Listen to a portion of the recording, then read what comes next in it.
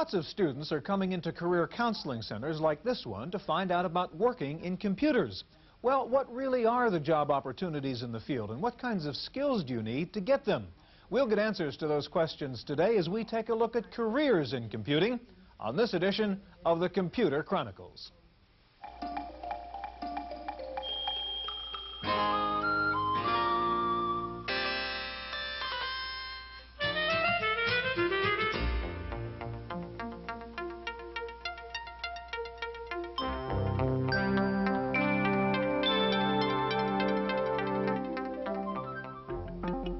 The Computer Chronicles is made possible in part by a grant from AFIPS, the American Federation of Information Processing Societies. AFIPS, sponsors of OAC 86, the nation's leading conference on business technology. For conference information, call 800-OAC-1986. Exploring today's business solutions. Additional funding is provided by McGraw-Hill, publishers of Byte. Byte's detailed technical articles on new hardware, software, and languages cover the latest in microcomputer technology worldwide.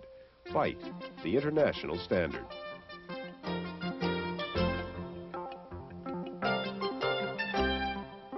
Welcome to the Computer Chronicles. I'm Stewart, Cheifet, and this is Gary Kildall. Gary, we're hooked up here to something called the Online Career Network, a kind of electronic help wanted ads for computer jobs, and we see right now a listing of job opportunities in the fields of fiber optics, semiconductors, personal computers, computer-aided design, robotics, and new computer architecture. We're talking about job opportunities in this field now, and it's kind of confusing. One day you read in the paper that some computer company has laid off 500 people, and the next day you read in the paper that there are all kinds of job opportunities in the computer field. Now, which is it? Well, Stewart, the personal computer industry is still young and quite volatile. If you want stability in a job, you move up toward the mainframes, where a bright engineer with a well-rounded education, say mathematics, computer science, always find long-term employment. Now, career planning in the new emerging areas is more difficult, but if you're adventurous, you'll also find it's a lot more fun. Well, we're going to take a look at what the job opportunities are in the computer field today. We'll meet high-tech placement counselors, recruiters, and employers, and we'll try to find out what it's really like to work in computers. Now, one of the nice things about the computer field, as you know, Gary, is it doesn't only provide employment opportunities, but entrepreneurial opportunities. So we're going to start out by taking a look at the self-employment possibilities in the computer field. Somewhere between the stodgy giants and the fragile startups of the computer industry is a group of people who perform an important role in exchange for very little attention. They're the independent consultants, programmers, and designers who sell only their expertise. Jack Porterfield is one of these individuals who decided to leave the security of the corporation in exchange for his independence. I just decided that I wanted to work on my own. The company, as I mentioned, had become large. It was small when I joined it. I like the intimate feel. I like informal. I guess the event was that I had quite a few friends who were consultants, and they sat there like sirens on the rocks beckoning. I took the plunge. Jack's office is now at home, and his living room houses some very sophisticated hardware. While he has managed to keep busy since choosing self-employment, Jack warns that consulting is not for timid souls. The ability to take on a job, do it well, and make a client happy are really what it comes down to. In this business, if you have to show your resume, you don't have the job. You have to go in there and convince somebody on a one-to-one level that you can do the job, and then back that up with actually finishing the job and getting the product running. The demand for independent consultants provides insight into how a computer company operates and why it needs to go outside for solutions to its problems. Well, there are two reasons. One is technical competence, and the second has got to do with support. In the first case, they may not just be able to hire somebody, or they may not have anybody. And the second thing has to do with support. They may just need a particular job done once. Now, while it may appear on the surface that it's very expensive to hire me, that I'm only there for 2 or 3 weeks, and I get it up and running, and they never have to deal with this particular aspect of the business again.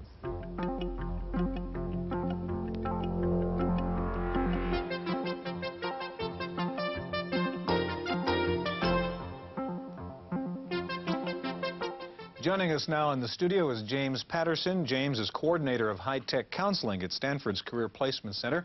And next to James is John Podkomorski, who is an R&D section manager at Hewlett-Packard and also helps out with some college recruiting at HP. Gary? James, there's a recent study that was released by UCLA involving a few thousand incoming freshmen. And there apparently the interest in going to a computer science degree program is less than it has been a few years back. What's the reason for that? Well, I'm not sure, but I think what has happened is that even liberal arts students are finding that they can also obtain employment in the high-tech market just by taking a few courses in computer science. One does not necessarily totally have to have a degree in computer science and or EE in order to find employment in the high-tech industry. So in a sense that computer science training has been really dissipated among a number of other Yes, you can find a music, for instance, major can get a job as a system programmer as long as he or she has the courses that will allow them to do that particular work. Mm-hmm. John, do you see that when you're doing your college recruiting? We see a little of that. I think also there's a renaissance of attention into the business programs and the ability of people to make a contribution in computer science fields by going through business degrees and through MBAs and various other highly business-oriented functions. Mm-hmm. However, we continue to see a very high emphasis in the more technical computer science and engineering fields.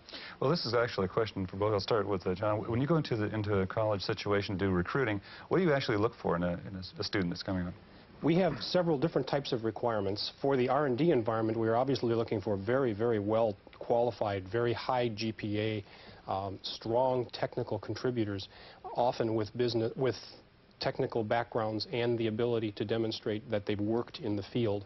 We also recruit for classical MIS jobs, computer programmer jobs, computer technician jobs, computer repair jobs, a variety of different places, and they all have slightly different criteria depending on the nature of their needs. Now, James, you're sort of, I'm sorry, James, you're sort of on the other side of it. Now, how do you prepare someone to say, talk to someone like John? Well, preparing, we want them to talk about their background and also give the employer an overview of some of the kinds of courses that they have completed to meet their particular need. Equally important, we talk with students about resume writing, job hunting technique skills, and also what's very important is communication skills. Being able to communicate to people, because no longer will that engineer be isolated by themselves, but he or she will be able to have to work along with other people in a group. So communication skills is very, very important, we're finding. And this is one of their first opportunities to really communicate, right? John, how competitive is it right now for the graduate coming out of school? I understand that you have your choice of 10, 20, 50 guys with a 4.0 average coming out for every job you have. Is that true? Actually, for the competition coming out of high school, out of colleges, is very, very tough, particularly for degree programs, particularly if you want to come into some of the more major corporations, the IBMs, the Hewlett-Packards, the DECs of the world. And to give you a feel for that, on the campus that I recruit on, there's approximately 150 to 200 graduates every year, and we may hire 15 computer science graduates of that type. Everybody else finds jobs someplace else. Mm-hmm. And for those same 20 that are in the top 20% of the class, all of the companies are competing for the same group of people. And there's jobs for everyone. That's usually not an issue. But if you want to aim yourself towards one of the major companies, the focus is very intense. Now, what is the example that you sort of alluded to this point that you go to a certain place to get a certain type of graduate? What schools, besides Stanford, of course, are the top schools that you go to look for, and what are the characteristics of the graduates that come from those schools? Okay, I personally visit the University of Wisconsin in Madison. Mm-hmm. There are perhaps 20 schools within Hewlett-Packard Company that are targeted for college recruiting, among them being Champaign-Urbana in Illinois, Stanford, obviously, mm-hmm. Berkeley, MIT, all the names that you would expect if you listed the schools that seem like they have the most visibility and have good scientific and technical programs. Now, John, if you are one of those graduates and you've got 20 guys and they all have 4.0s, what is that other thing you look for to decide which guy you're going to hire? Communication skills, working background, experience, summer jobs, recommendations by faculty from time to time, their ability to demonstrate practical skills. So I don't care if someone does A's on their exam. What I want them to be able to do is to tell me about what they've done, mm-hmm. to have them explain to me that they really understand their work as opposed to just being able to demonstrate the mm-hmm. academics. One of the things that you're bringing out here is that as an employer, sometimes I go into a situation like that and I look for a project, a good-sized project that a student has finished up, and they say, well, from beginning to end. And it's actually a little bit of a work experience to And be able to do that. do they understand how they did that Right. and why? James, looking at the student side, as you counsel with Stanford graduates, what particular areas seem to be the hottest? What areas do students want to get into? Right now, you're finding that there's a trend for, especially our EE students, to want to get into product marketing, customer support, and not just totally rely upon design. One of the advantages of the students in our area is that they can go to a broad spectrum of areas. For instance, not only just rely upon the semiconductor, but they can go into telecommunications, they can go to robotics, biomedical engineering, biotechnology, or some of the emerging fields that you'll find that our students are serving an interest. But more importantly, we're getting a lot of the engineers who are no longer saying, I just want to do design, I want to be able to work with people and be around with people, but I still want to use my technical expertise in a high-tech firm. James, go ahead. Just comment on that. I think that's really important because often in an academic environment, students are really bred and told that they must go into R&D because they're at the state of the art, and in fact many fail because their personalities are ill-suited to that. And it's very important to start putting the emphasis now on where the right job is for your personality set. And it's also a characteristic of our industry right now is that more and more people understand, the technical people understand that we need to have marketing and marketing people around and to support the work, because otherwise it's not going to be a success. Well, even within the realm of R&D, we find that there are jobs that are working in new design, but the number of people that actually work in that area compared to the number of people that work in the sustenance of existing work, this is a very small number as opposed to the people that are necessary to keep things running. Okay, gentlemen, thank you very much. We're out of time. Now, Gary and I, in just a minute, are going to go back online with that career network to find out what kinds of jobs are out there right now, so stay with us.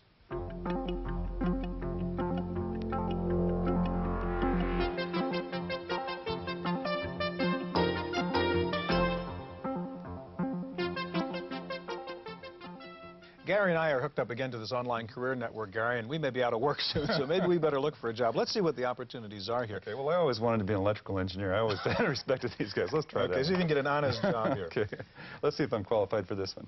Okay, what job are they looking for? A hardware test programming person. What are they looking for? All right, we got microprocessor-based systems, so I qualify for that one, but looks like double E and CS background. Well, I got the CS background, so maybe I could qualify for that one. Okay. Except I don't think I'd probably be a very good electrical engineer based on my experience. Okay, next job, a job in electronic packaging, and what do they require there? All right, so then this is experience in design and packaging of computer system cabinets. I think I'll pass on that one. Well, even there it says they want a BS, MS, or EE preferred. That's right. Okay, how about let's try, I better get back into software, right? Maybe we'll get let's you a try job software in development. software. Okay, you flunked on that one. Okay, software development, number 4. Huh? Okay, see if we can find you a job in number 4, software development. And what are they looking for here? Software Again, this is only one company. Yeah, this is Sperry. The jobs that are open at Sperry right now. Okay, here's a software development job. Okay, what do they want? experience with the following software and hardware systems. Let's see what we got. I don't know what this 1100 OS experience is, but I can handle I don't think you get the job. The MASM PL1 Plus, Pascal, and C. I got that one. Z80, I can still remember some of that. How about Unix and MS-DOS? Well, I may have to pad a little bit on the MS-DOS. Okay, and again, this is one that requires, well, no, actually, it doesn't require any experience in or any educational experience. And this is typical of the kind of thing that we see, let's say when I'm doing hiring, I look at a strong educational base for one. If it's there, fine. If they haven't got too much experience, that's okay. Now, if you have a strong experience base, then that takes care of some of the educational parts of it. So you can be a college dropout and still maybe get a job, huh? Sure.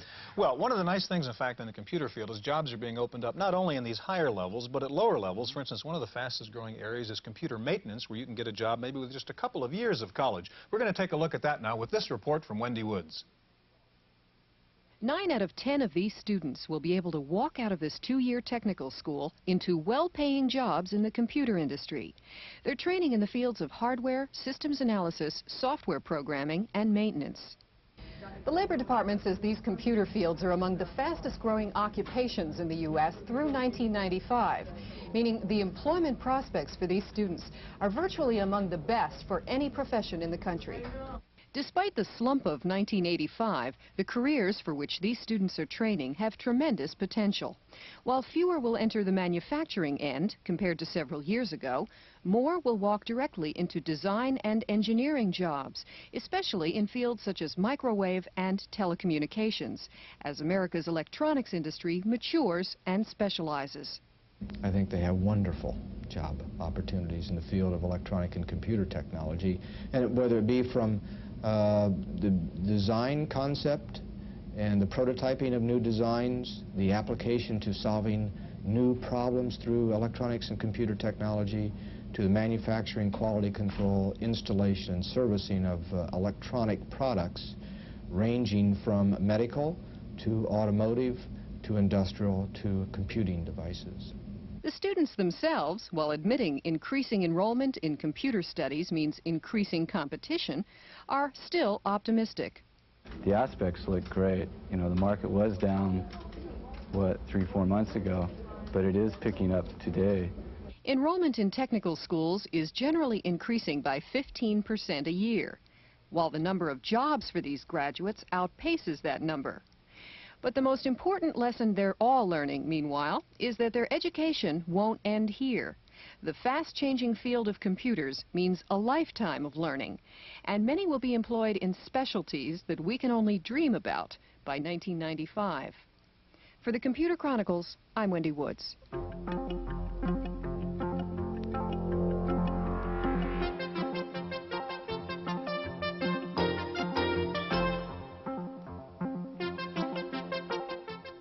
We're back in the studio now, and joining us is Pat Hill-Hubbard, who's Vice President for Engineering and Technical Education at the American Electronics Association. And with us also is Harry Hamlin, the President of Hamlin Associates, a high-tech recruiting firm. Pat, if I'm looking for a career in computers, what's a hot new area to go into?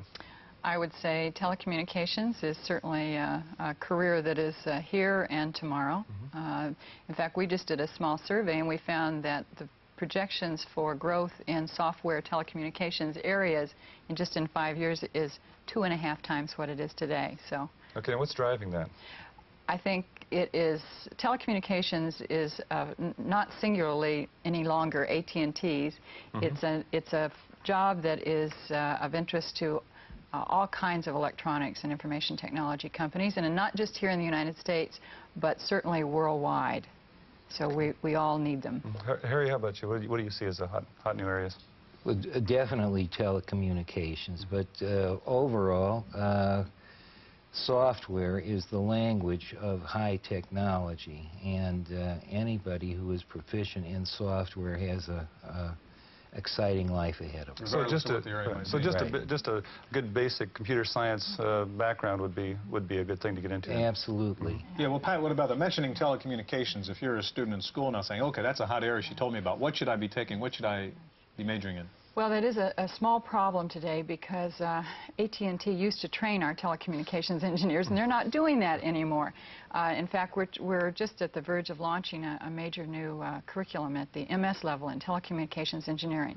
But basically a combination of experience, I say a double E is the best preparation right now, and to hang tight, and maybe we'll be able to have a whole curriculum in the future.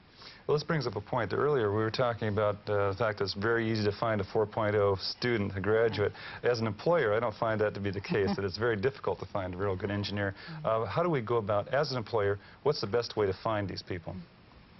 Harry?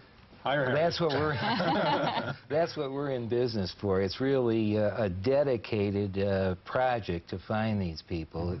First of all, the employer must give us a very accurate specification as to exactly what he wants, and then we will spend from 30 to 90 days looking for that kind of a person. Now, where do you find these candidates? Do you go into the colleges to find them? Do you go into companies to find them? Where do you actually locate these people? The people that we search for are usually referred to us by other people. We do maintain a database by technologies and specific disciplines of people, and we approach them and the people that they know, and then go after them. Now, doesn't this lead sometimes to, let's say, a kind of a checkerboard career, that a person is moving? Well, we have this problem in the Valley, of course, of people moving from one job to the other, and if you're going in there pulling somebody out of one company, and what's the effect on their career? The life of a project, from product conception to the time of production, is 2 to 3 years or less now. It used to be 5 years, but now it's about 3 or 4 years. And when those projects are completed, an engineer is usually ready to proceed on to something else. So an engineer should think of his career as being, say, segmented up into 6-year cycles or something? Would that be Well, the case? that's not inconceivable. It's okay. not unreasonable. He should set certain goals for himself to acquire new technologies. You don't want to keep doing the same job over and over again like happened recently in the disk drive industry. So you're saying job changing is just part of the nature of this growth, career. right, yes. What about the geography of the opportunities? Are we just talking Silicon Valley, Pat, or where are the job opportunities? Well, certainly they are here in our backyard, and certainly in California. I believe out of the top 10 areas, California has 4 or 5. And the whole Pacific rim, if you will, is certainly a hot area. Oregon, Washington, Hawaii even, and Alaska. But, you know, it's certainly a national industry. Massachusetts, New York, I believe, is actually after California. Texas, Virginia is developing around the D.C. Beltway, North Carolina, the Research Triangle, and there's a new area called the Technology Crescent that's north of Atlanta, Georgia. So we are certainly, there are jobs everywhere in this country and abroad. And if we take a look at also one factor is that we have these role models, Steve Wozniak, Steve Jobs, Bill Gates, various people who have dropped out of college to go into form their own companies. How important is that educational experience? Well, I would like to say it's very important. I do believe it is. We're just not all there. We don't know where all of those Steve Jobs are. And the technology is becoming so complex that a very sound theoretical base combined with the idea that as you work, you seek out continuing education so that you don't become obsolete, that's an important thing to do. Pat, what about the opportunities for women in the computer field? On one hand, we hear that it's a very open field for women, yet we hear there's still some biases at certain levels for women. What's your observation? I would imagine there are biases. I would say women are certainly going into computer science. They do not seem to be going into computer engineering as much, or certainly not EE as much as some of us would like. One of the reasons, I believe, is that there are not role models in the classroom for them. There are very few female EE computer engineer professors, and even less minority. Okay, real briefly, we have about 30 seconds. What about teaching? Isn't that a real problem that we don't have enough teachers to teach the students to get the jobs? Yes, very much so. The shortage, national shortage on computer engineering faculty right now is 16%. That's in spite of the fact that the salaries are actually coming up. And in California, the need is enormous. So there's certainly job opportunities in the teaching field. Absolutely. Thank you both very much. If you're interested, by the way, in more information about job opportunities in the computer field, we have some pamphlets we can send you. Write to this address, Jobs, care of Computer Chronicles at 1700 West Hillsdale Boulevard, San Mateo, California, 94402. Now, we've been talking about jobs that are being created by computers. Some people think computers are taking away jobs. We asked our commentator, George Morrow, for his thoughts. It's not often one stumbles over a basic law of nature. Could it be I have?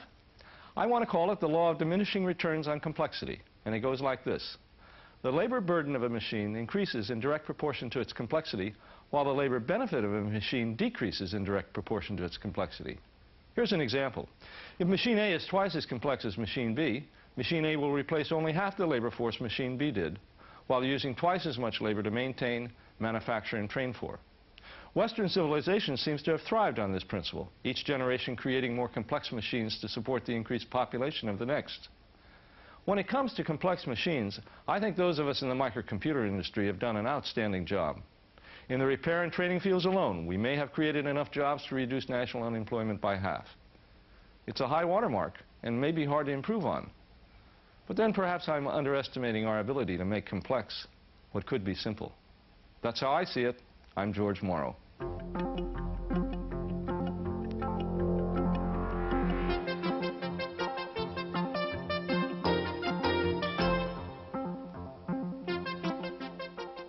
In the Random Access file this week, Hewlett-Packard has joined the RISC battle, announcing its own new line of reduced instruction set computers. But HP says it has taken RISC technology beyond IBM, with many new engineering features that HP says will make its new computers faster and cheaper. Hewlett-Packard is calling its RISC technology HP Precision Architecture. The company said it is staking its future on the new technology, but don't rush out to buy one yet. The first machine won't be out until the fall, and the price tag is $225,000.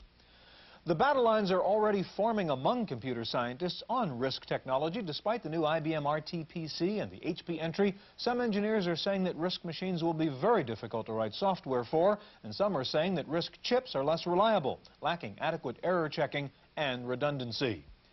Digital Equipment kicked off its big DEC World Bash in Boston last week by announcing a new local area network system called DEC Connect.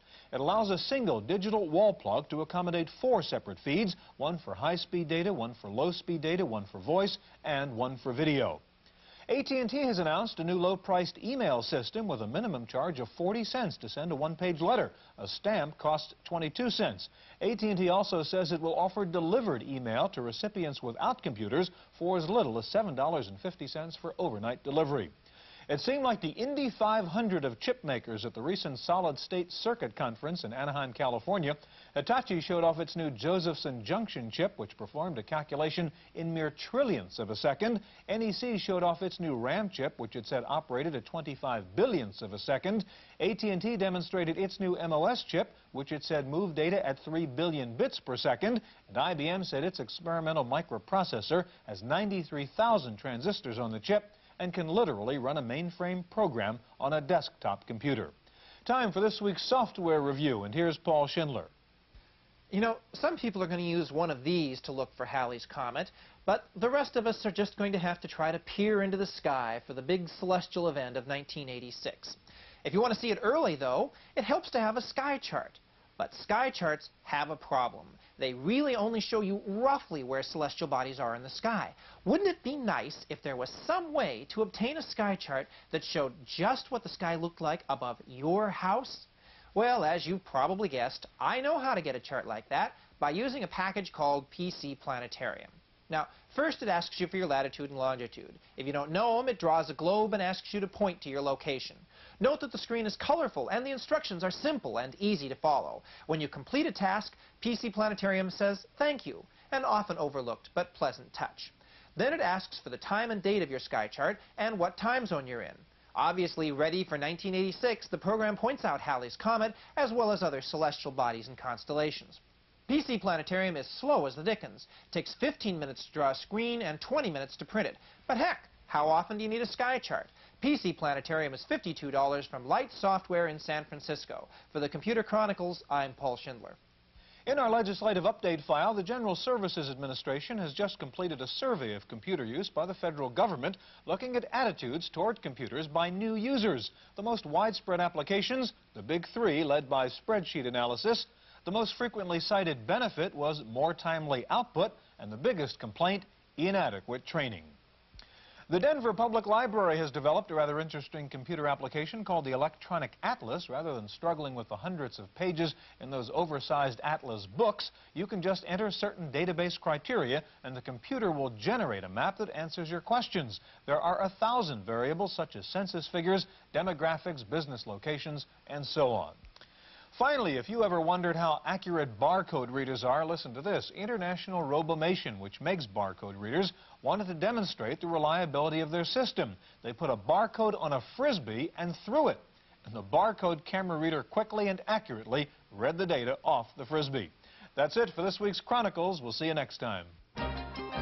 The Computer Chronicles is made possible in part by a grant from AFIPS, the American Federation of Information Processing Societies. AFIPS, sponsors of OAC 86, the nation's leading conference on business technology. For conference information, call 800-OAC-1986. Exploring today's business solutions. Additional funding is provided by McGraw-Hill, publishers of Byte. Byte's detailed technical articles on new hardware, software, and languages cover the latest in microcomputer technology worldwide.